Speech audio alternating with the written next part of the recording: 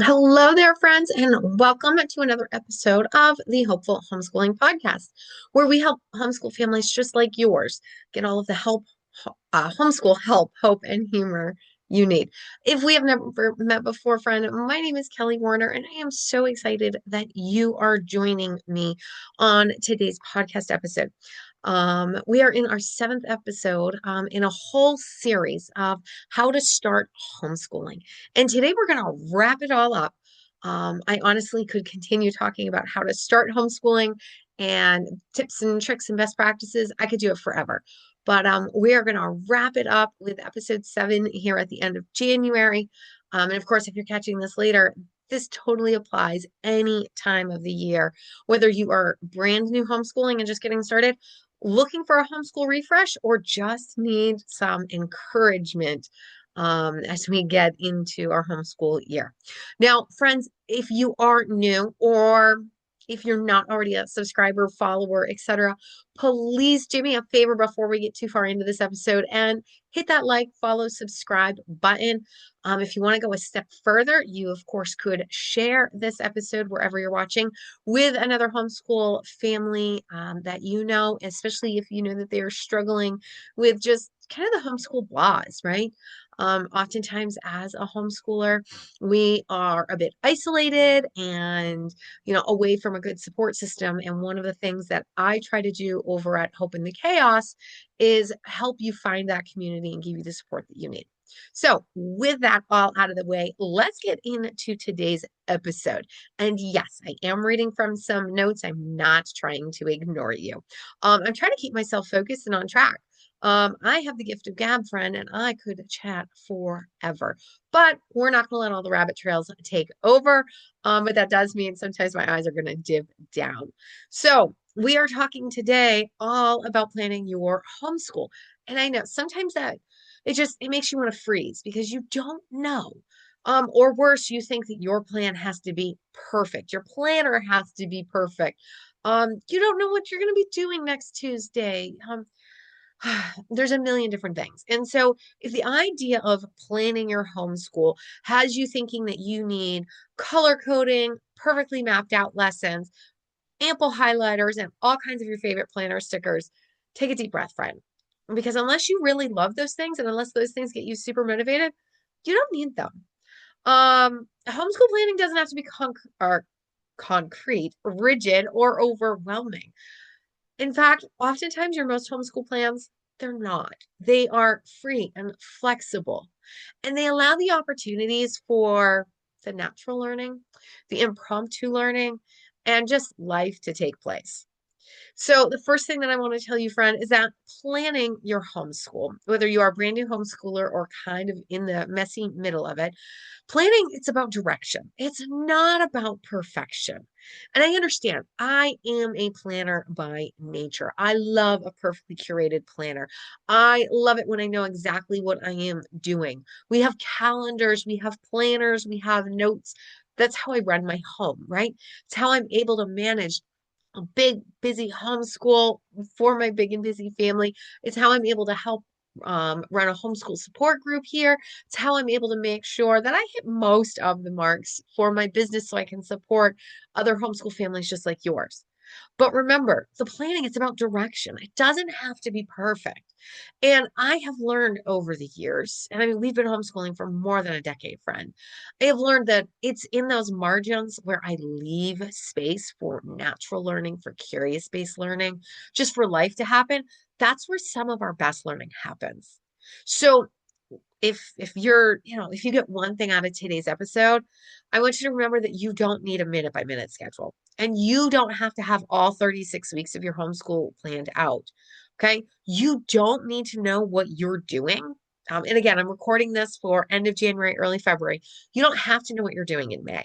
And of course, if you're watching this maybe over the summer or we're thinking about planning for a whole year, no, you don't need to sit in August and know exactly what you're going to be doing from August all the way into May either. In fact, I can tell you as someone who did that, okay, I can remember. I'm going to kind of tattle on myself and deviate from my script a little. I can remember when we first started homeschooling. Again, I'm that type A kind of planner person. I sat down with the program that we were using and it had 180 beautiful lessons, 36 glorious weeks of learning. And I put a lesson on every day, all 180 days. I went throughout the whole year. I knew when we were taking vacations. I knew when we were having days off. And unfortunately, I didn't plan for life. I didn't plan for sick days. I didn't plan for days when the lessons didn't stick or when we needed more time. I didn't plan for curious and interest-based learning. So in my gusto, right, in my desire to create the perfectly curated plan, I didn't plan for life. So what you need to remember, friend, is that your plan, your homeschool plan, it's a general sense of where you're headed, right? It is clear priorities for your homeschool. And it leaves enough margin so that life can happen. Because life is going to happen, friends. Kids are going to get sick or motivation will dip. Family needs are going to change. Seasons will shift. Interests will wane. We're coming off a snowstorm. So, of course, we spent a lot of yesterday and even this morning shoveling snow and just kind of getting life back to normal, which means I'm very late recording this, and I was fighting with sun to try and find natural lighting. But that's okay. Learning and life have still happened in our home, and it will in yours as well. So the next thing that I want you to take out of this, right? Number one was planning. It's about direction, not perfection. Number two, I want you to remember that you are allowed to deviate from the plan. Whether you are piecing your curricula together or following something that is perfectly curated, you can stop. You can pause. You can shift. You can add extra things or remove the things that don't work. Okay. Yes, there's a like a beautiful scope and sequence in every program you buy. I get that. And oftentimes it will tell you exactly what you need to do every day of your school year. And it doesn't leave room for life. It doesn't leave room for doctor's appointments, dentist appointments, play dates. It doesn't leave room for snow days and Sundays. It doesn't leave space for groups or co-ops or extracurricular activities that you might participate in. Now, I need you to remember, friend, the curriculum that you bought or the planner that you're using, the program that you've joined to add enrichment, these are all tools that are meant to serve you and make your homeschool better. And if they're not, if they're dictating and controlling and not allowing for that homeschool freedom, right, that you know you're supposed to have, then it's okay to stop, to pause, to pivot, to shift, right? You can say, you know what? We're going to take a whole week off. And we've done this before. We've taken a week off from our programs. We've taken a whole month off before. Several years ago, and we took all of December off. And all we did was learn naturally. And it was amazing. Okay.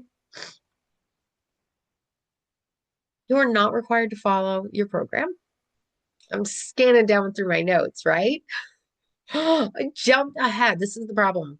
I can either read it word for word, and then I feel like I'm looking down and not at you at all, or we can bounce back and forth. Okay. So you are allowed to slow down or speed up the program as you need to. You're allowed to skip lessons or even skip parts of the program that don't fill your need or work for your homeschool, right? You can spend extra time on interests and hobbies, and you can take extended breaks when you need to. Now, I love curriculum. We use curricula in our homeschool. There are many wonderful programs out there. But remember, following a curriculum perfectly, it's not the goal of your homeschool. Raising curious, capable, and well-loved learners is. All right, so number three, there's a different way that you can plan your homeschool year. Okay. Now, one of the most amazing things about home education is you, that's you. You are the captain of this homeschool ship, right? You are in charge. You decide what lessons happen, when they happen, and how they happen. That also means that you can choose things like homeschooling year round with short breaks. Maybe you want to follow the traditional school calendar. Perhaps you'd like to use block scheduling or maybe a looping schedule, right? I have a blog post on several of those things, and I will link them in the show notes, right? Maybe you only want to plan 4 to 6 weeks at a time or just part of a semester. Perhaps there's something coming up and it's gonna kind of put a little snafu, right? And so you only plan up to that event, right? Maybe you want to focus your learning on seasons or holidays or other events. Perhaps, I knew a homeschool family, the husband traveled, and so the family often traveled with him. And so their learning really depended on where they were. They would take breaks during travel, then they would learn about the new place they were at. It was an amazing way to homeschool. I was so excited to get to meet them and just learn about how they were learning. Okay. Now, there is no gold star, friend, for choosing one method over the other. Okay. Understand that we all do what works best for us. Okay. And oftentimes I have found when I'm frustrated with the system that I'm trying to use, it's because I'm trying to use someone else's program. I'm trying to make what works for them and their family fit into my family. And we're all unique. Okay. And so that means our planning has to be. That means the way that we approach things has to be. Now, it doesn't mean that we can't learn and take bits and pieces, but oftentimes there's a level of go with the flow, and there's a level of they've just figured out what works for them. Okay. Which brings me to one of my favorite concepts, right? Number 4, homeschool rhythms are so much more important than any rigid schedule, unless, here's my caveat, unless your family does work best 100% in that rigid schedule, which I haven't found many that do. So instead of asking yourself, what should our schedule be? Maybe start thinking, well, what does your family rhythm look like? Okay, look for patterns. Look for the natural ebbs and flows, right? Is morning a better time for focused learning because you have everybody's attention? Are afternoons a better time to get people outside and maybe busy with some hands-on work, right? Are there certain times, like maybe you have a spouse that works an odd schedule, or maybe you work an odd schedule, right? So perhaps you can't school Monday through Friday. That's okay. Okay.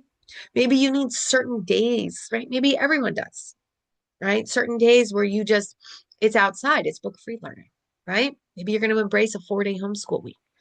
Okay. Rhythms give your family structure and flexibility while also anchoring people and family members, because at the end of the day, we do need traditions and systems. Okay.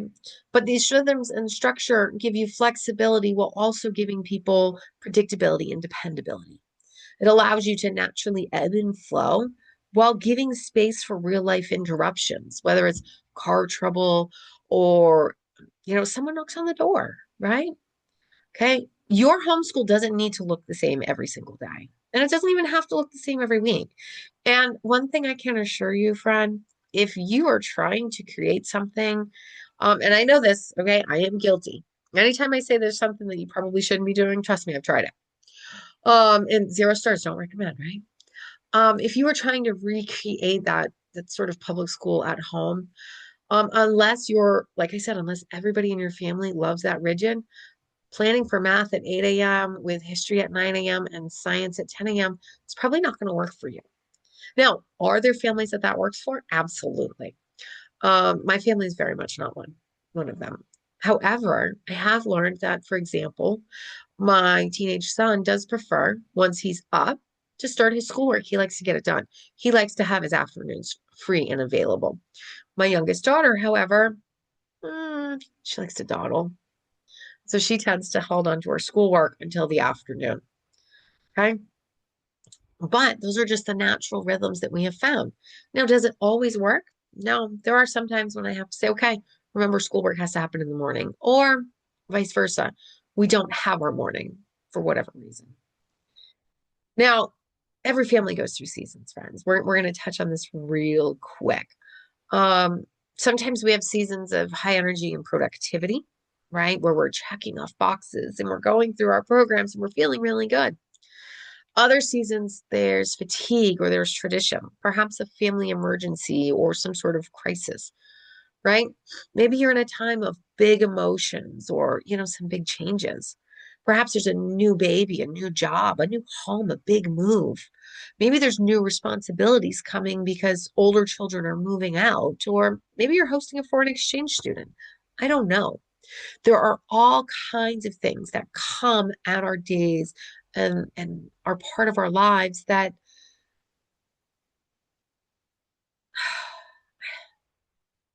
just kind of, they throw you off course, right?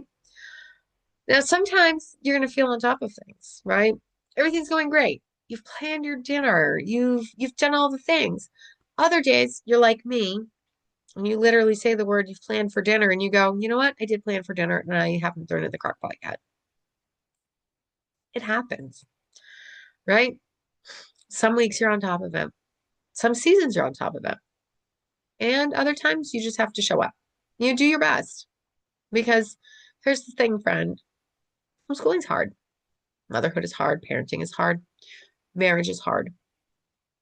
Raising a family is hard. Just because it's hard doesn't mean that you can't do it. And just because it doesn't look social media pretty doesn't mean that you're doing it wrong. Remember, oftentimes those perfectly curated social media images aren't telling the full story. Oftentimes there's a big mess hiding behind them, or, you know, a content creator who worked really hard to make that image look a certain way. Now, I'm not downing content creators, right? Um, they serve a purpose and they inspire us. But don't compare someone else's social media picture to your real life. Okay. Um, Back to my notes, right? Because none of that was just on my notes, by the way. Um, I lost count what number I was on, by the way. Anyway, this is real life. We're doing real life over here. All right, so we've talked a little bit about systems, right? Examples of some homeschool systems that might work for you include a weekly planning check-in, right? Maybe you get together with the kids and say, what are we going to learn about this week, or what do we want to do next week? Um, Perhaps you have a place where you can record goals and use that to help guide where you're going. And perhaps you set up a routine for review of what is working and what is not, right? If it feels hard to picture that, to really get a grasp of that, I have a lot more details on systems and routines in a blog post called How to Create Systems and Routines, right? That actually work.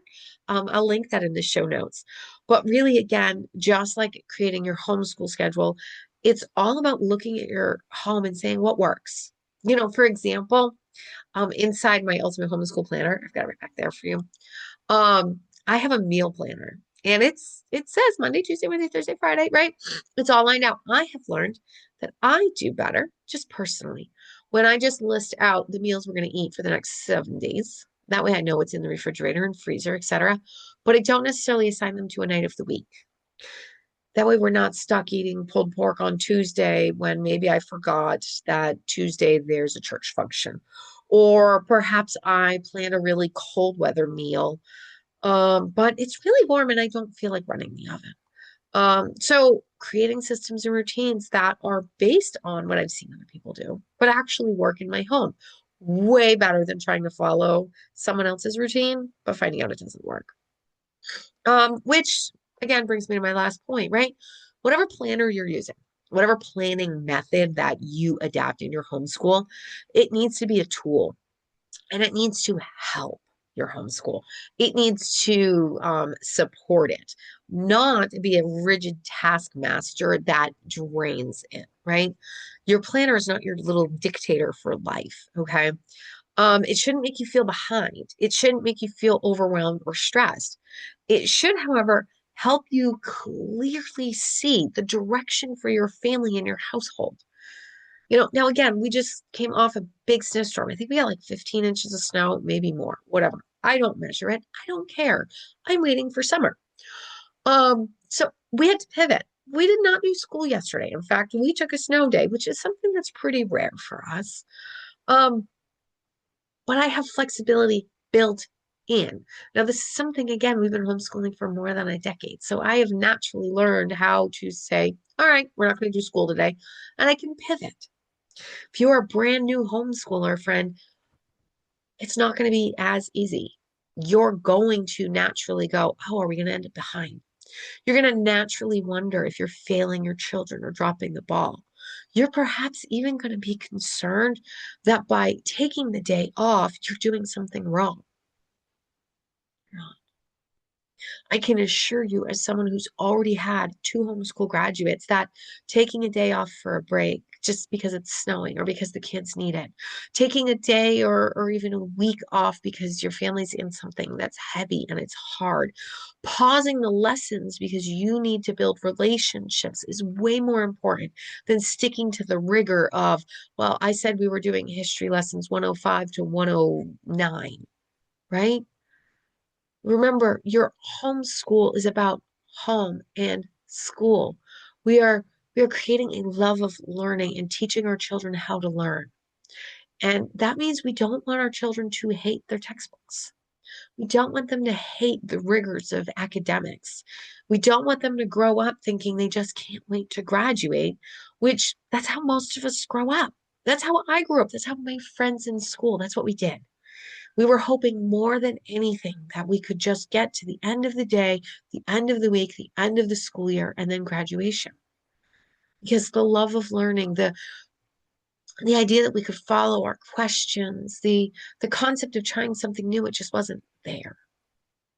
And so your planner, like I said, it shouldn't make you feel behind. It's going to help you see clearly, and it's going to record what you have done. And if you're looking for a planner, friend, if you're looking for something that is flexible and simple, I do invite you to check out the Ultimate Home and School Planning System, which does include the Ultimate Home and School Planner, right? With the Ultimate Planning System, it's going to help you hold your homeschool and your home together because it's got space for both. It's going to help you plan in a flexible way that gives you support to say, we might do this, but we might do that. It's going to help you to track goals, not just tasks. And it's going to give you the space and permission that you need to adjust your days and your weeks as your families need. If the idea of checking out a whole new full-size planner, it's a little overwhelming for you, I've got a mini version too. Um, and if it's not for you, it's okay, right? Remember, your planner needs to work for you. Okay.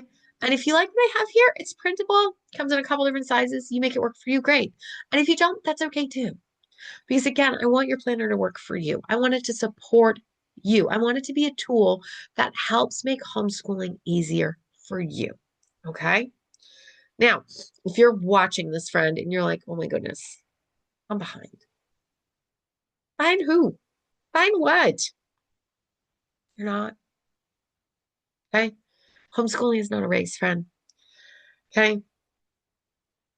Learning is not linear. Okay. And progress doesn't always look obvious at the moment. Okay.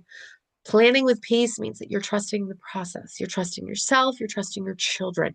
And you're trusting that home education, it's the right way for you. And I know that can be so hard in the beginning, right? Those early years are fraught with so much doubt and so much uncertainty.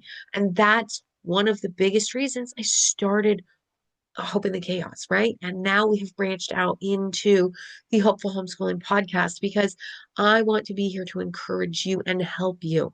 I want to be a guide in your journey to give you the support that you need to know that this process works and it works for thousands of families every year. Okay. Now, if you want more help in your homeschool process that I can give you in one video, I don't know how long this is, probably longer than I planned though. If you want to know more about understanding routines, choosing curricula, starting your homeschool journey, one, you could always go back to the beginning of the series, right? Like I said, we're on video 7 of a whole series of how to start homeschooling. But two, you can always add the complete beginner's guide to homeschooling to your virtual shopping cart. Um, right now, as part of this series through the end of January, the 31st, it's on sale. Yay! I've got a coupon for you. The code's going to be in the description. Um, and it is a great way to walk you through planning your homeschool year, choosing curriculum, understanding homeschool learning styles, mindsets, systems. There's so much in there to help you not have to piece this together on your own. Um, I lost my train. I lost my spot. I told you this is real life, guys. Actually, my daughter told me she would help me edit my videos. I said, right now I don't edit them. And she kind of looked at me like I was crazy. Perhaps this is my reminder that maybe I should. But Again, I don't want to be perfectly curated online. I don't want you to think that you're the only homeschool that's messy or didn't do school yesterday, or perhaps, didn't start the school year when you thought you were going to, right? I want you to know that homeschooling is about life. We are learning at home and we are doing life together. And sometimes that means answering the call to help a friend rather than worrying about your math lesson. Sometimes that means you're shoveling snow and doing history after. Sometimes it means you're trying to get all of it in because it has to happen, right? Um, Friends, I'm going to pop all the important links down below. I am scanning through my notes. I don't see where I've missed anything else. Thank you so much for joining me. If you have any questions, if you have any comments, do please leave them below or shoot me an email address or an email at my email address, which is kelly@hopeinthechaos.com. And thank you so much for joining me. Like I said, my name is Kelly from Hope in the Chaos, and this has been another episode of the Hopeful Homeschooling Podcast. We'll talk later.